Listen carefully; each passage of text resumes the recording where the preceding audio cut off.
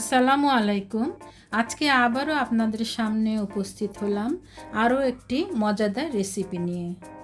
আজকে বানিয়ে ফেলব রুই মাছের ঝুরি ভাজা। প্রথমে 7 টুকরো মাছ সিদ্ধ করে নিচ্ছি।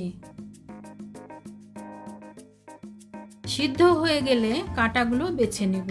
ফ্রাইং প্যানে আধা কাপ তেল নিয়ে নিলাম।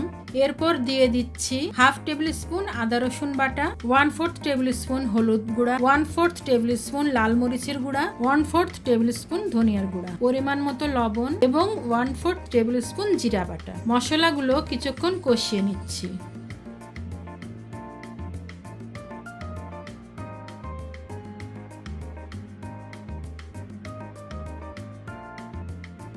মশলার মধ্যে জুরা মাছগুলো দিয়ে দিলাম। মাছগুলো দিয়ে কিছুক্ষণ ভেজে নেব।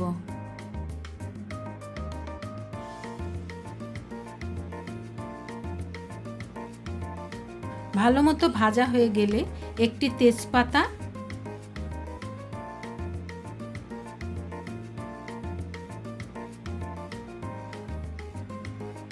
দেড় কাপ পেঁয়াজ কুচি, হাফ টেবিল স্পুন আদা কুচি, 4-5টা কাঁচামরিচ,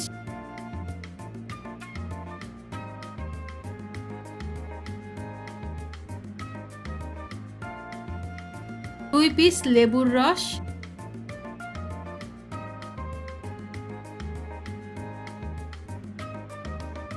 এবং 1/4 টেবিল স্পুন চিনি দিয়ে দিব। এরপর আরও কিছুক্ষণ ভেজে নিচ্ছি।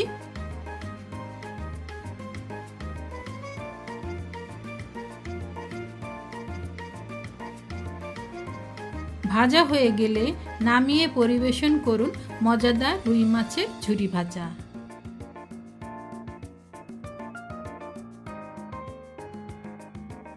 এরকম আরও মজার মজার রান্না দেখতে আমার চ্যানেলটি এখনই সাবস্ক্রাইব করে ফেলুন। Thank you.